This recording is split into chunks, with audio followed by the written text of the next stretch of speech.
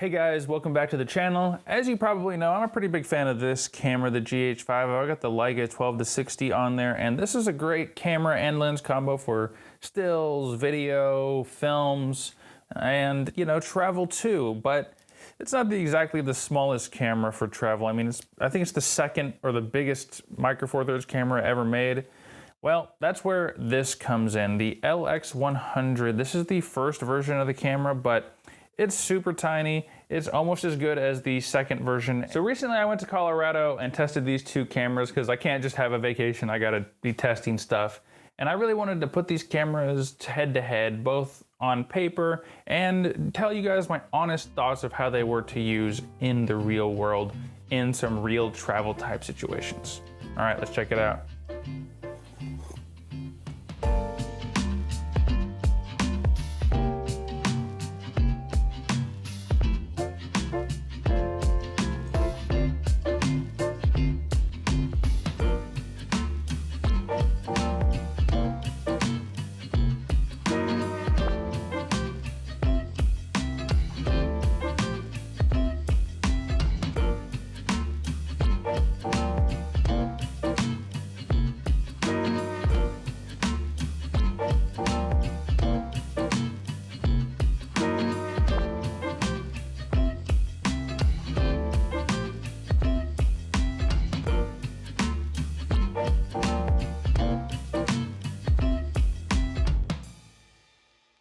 So I assume most of you are probably familiar with the GH5 already, so we'll start with some of the pros and cons of the Lx100. So something to note about the Lx100 here, it actually has like a full micro four thirds camera sensor in here. It doesn't quite use the whole sensor for any of the modes, but it uses a ton of it, and that is much bigger than you get in your typical compact camera. In fact, I don't know of any compact cameras that have a bigger than a 1-inch sensor. And so having a micro four thirds sensor in here, which I guess is about a third bigger than a regular 1-inch sensor, if my math is correct, or if 4/3 even, I don't know. Anyway, the point is this thing has a really big sensor for what it is. So even lenses like the Sony ZV-1 or some of the RX100 series, they have the same sort of lens in theory, but this has a bigger sensor, which is gonna give you, in theory, better low light performance and more background blur. So that's a really cool feature to have and a really cool camera that I think is still pretty much in a league of its own. As you guys probably could see from the intro, this thing is way smaller. It's super small, super compact. I've got this nice leather case on it. But yeah, the size and weight is a big advantage of this thing. The Lx100 really is that perfect size where you could take it easily in place of your smartphone and you wouldn't really be hurting for that extra size and weight. So in my opinion, it's a pretty good size to take, especially if all you want to do is capture those moments that you might not have a second chance at, or, just, pick up any random things that might be happening to you. What's going on?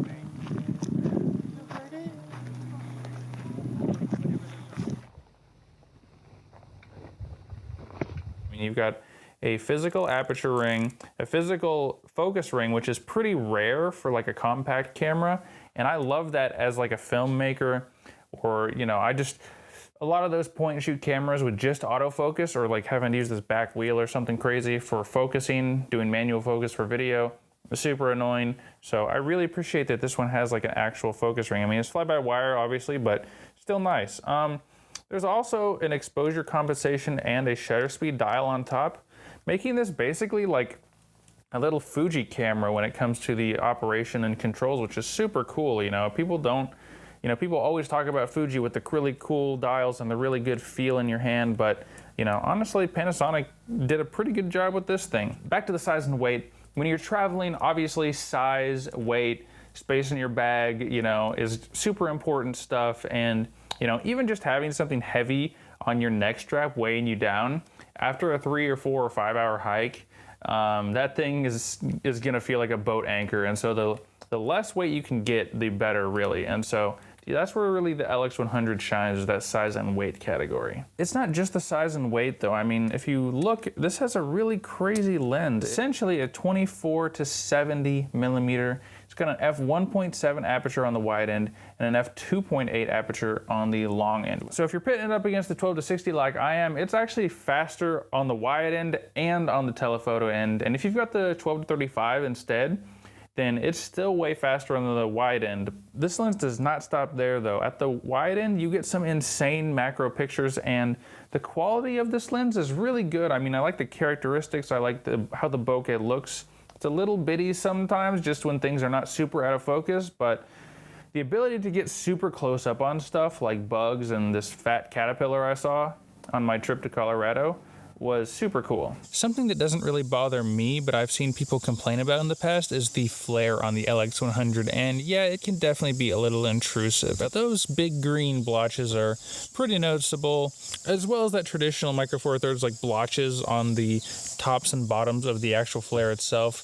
It's just kind of the cost of doing business on Micro Four Thirds. Really, when it comes to the physical controls, one of the hardest things to change is your, and that's still pretty easy. You just hit up on the D-pad and you're already ready to spin it around and do whatever with it.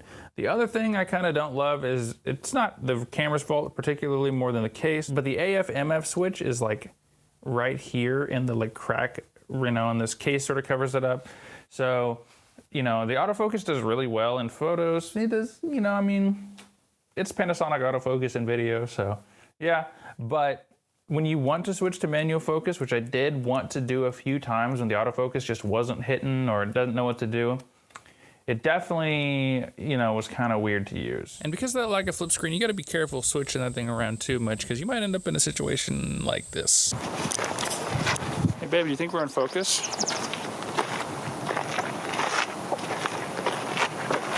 Do you think we're in focus? Maybe. I hope so.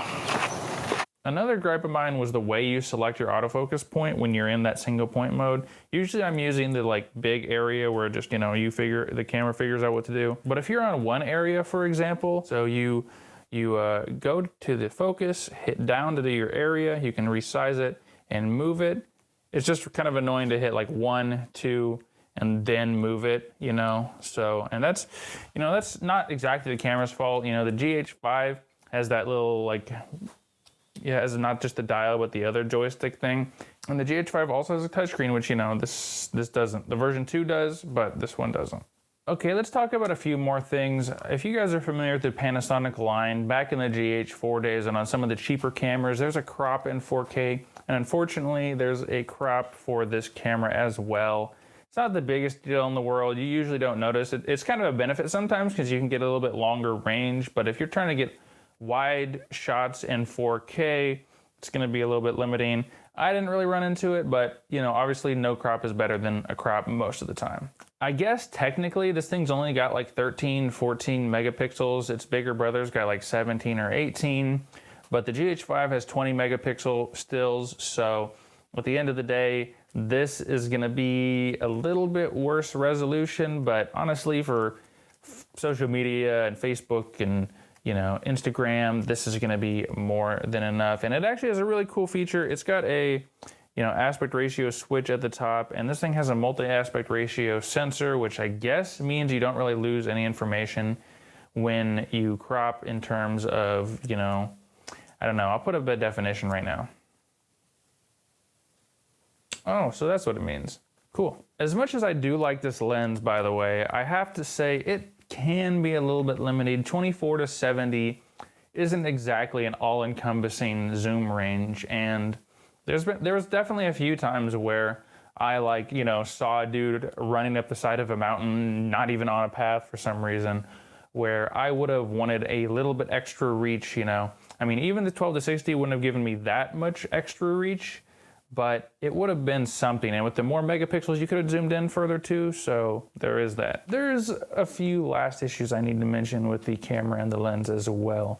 As good as it is, it's not perfect. The last thing is, for a lens that's like specifically built for this camera, the image stabilization isn't the best. I previously thought it was pretty darn good. But there was a couple of shots in here that it didn't look super great, you know, so it's nice to have. It's definitely better than like some Sony stuff, some other IS things I've seen on other compact cameras.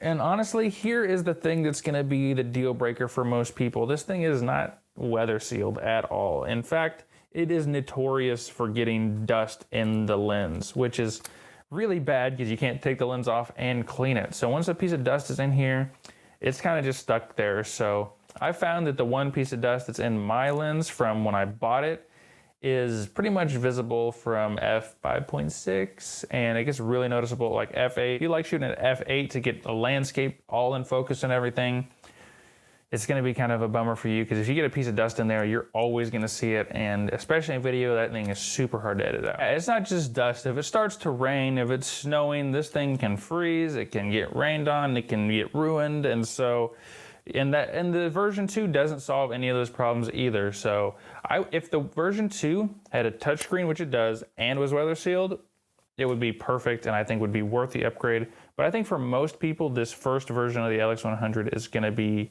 much preferable. Okay, you've seen some of the results, you've seen what this thing can do, and you've heard its pros and cons. Let's see how it stands up against the GH5. All right, the GH5, large and in charge. The biggest thing this thing has going for it for a sort of travel camera is that weather sealing. You know, splash, dust, freeze proof. A lot of the lenses are too, including this 12-60. I mean, if you forget, you know, this thing, it makes it not nearly as weather sealed.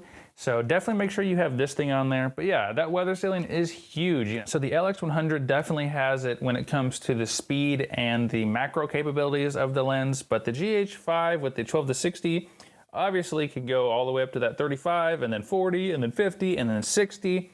And that is, it's not as big of a difference as you would think, but it is really nice to have that extra range. And with the higher megapixel count of this camera, it also has the ability to crop in a little bit more without the same quality loss that you see with the Lx100. So I know we're mostly comparing the Lx100 with its lens and the GH5 with that 12-60, but it's hard to ignore the fact that the GH5 can switch lenses, you know. I did bring a couple lenses with me extra, like the Laowa 7.5mm, and also I brought this little 35mm f1.7 CCTV C-mount lens. It's like 20 bucks, and it's super, it's tiny. My go-to small lens is actually this though, the Medicon 25mm f0.95. It's, you know, it fits in the palm of your hand, and it is significantly faster than the Lx100's f1.7 aperture, maybe by, you know, 1 3/4 of a stop, if I remember right. I don't know if I remember right, but yeah, I have a whole video dedicated to this lens, so definitely check it out if you haven't seen it already. If you're shooting stills, honestly, I don't see the resolution being that big of a difference, but the GH5 definitely has it in the video quality department too. It's got 4K, no crop, it can do 4K 60, it can do 1080p 60 and 10-bit. It can do higher frame rates as well, you know, up to 180 frames per second. It's got better autofocus as well, both in video and in stills. It's not that much better in stills, but in video, I find the GH5 autofocus to be secretly pretty good. So we're about to go on our first hike here. Did some shooting with the Lx100, but decided to take the GH5 with the 12-60 out with me today. See what we can get. I also got a couple other lenses in here, as well as my water. So we're also taking the Laowa and this little CCTV lens, because it's like the second smallest lens I own. So yeah, definitely subscribe if you want to see a video on GH5 autofocus and how to actually make it work pretty well for certain things. So we also really got to talk about this right here, dual IS2 on. This lens has stabilization, probably a little bit better than the Lx100 by itself, but when you turn that switch on, it also activates dual IS2, where the sensor of the camera moves in conjunction with the lens to provide some super smooth footage. The only downside is at wide angles you can get some warpy corners, But for the most part, it is super, super nice to have and miles ahead of the Lx100 with its fixed sensor. So there's definitely a couple cons with this thing though. I mean, it's obviously, like we talked about, bigger, heavier, more expensive. I'm assuming you're already gonna have it though, so let's throw out the expensive part. But yeah, this thing isn't that big or that heavy, especially when compared to like a full frame camera with full frame lenses. It is big, it is heavy. I brought this on the first day of hiking because I knew on the second day, the longer hike, and me already having hiked the day before, I really wasn't gonna want to carry around this big heavy camera with me for an entire day. And yeah, it just, the size and weight definitely does factor in, and it definitely does make a difference. How big the difference is gonna be up to you and your personal choice, but for me, I would almost always prefer the lighter camera. Another thing is that ability to switch lenses is sort of a double-edged sword. Sure, you're gonna have the option to switch to whatever lens you want to do whatever you want, but at the end of the day, that means bringing extra lenses, having extra lenses in your bag, having extra weight on you, and also having to take extra time to, you know, switch lenses. And out in the environment, if you're switching lenses in like the desert, I mean, once you take that lens off, you know, that weather sealing doesn't mean a whole lot. It's also given me analysis paralysis so many times, me sitting there looking at my lenses, trying to decide which one I'm gonna take on my vacation, you know. It sometimes just isn't worth it dedicating all that brain power to thinking about what lens you're gonna take and what lens you're gonna leave behind. And no matter what you take, you're kind of gonna regret the one you left behind and barely use the one you took. At least that's how it seems for me. It's also more conspicuous, you know. Someone sees a big camera like this and sees you put it away in a locker or whatever. It's just, you know, I mean, this is like really rare situation type stuff, but it's much more likely for someone with bad intentions to see a big professional looking camera like this than to want to steal the tiny Lx100. So yeah, it's very conspicuous. It's gonna catch people's eye.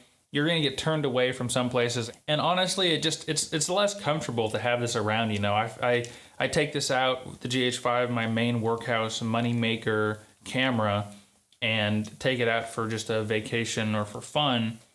And if something happened to it, it would feel really stupid to have lost it in a situation like that. I also would say the ISO is a little bit harder to change. With the Lx100, remember, you just had to press the side button and you're scrolling right away. With this, you gotta hit ISO and then scroll the wheel. It's in two different areas, so you know, it's not that big of a deal, but I definitely find some settings are more intuitive and easier and more fun to change on the Lx100 than the GH5. So at the end of the day, these cameras are so different. I'm not really sure I have a favorite or can choose one for you guys out there. But I think if you've got a GH5 and you find it to be a little much for travel, the Lx100 is gonna be beautiful for you. It has a ton in common when it comes to the Panasonic menus, layouts, things like that, colors and things like that. It's got a great Leica lens and a much smaller size and really cool vintage style, you know, physical controls. So yeah, I'll just let you guys draw your own conclusions. Obviously, I bought it, so I definitely think for me it's worth having around, because not only do I use it for my main travel camera, it's something I bring along with me when I don't want to bring my main camera.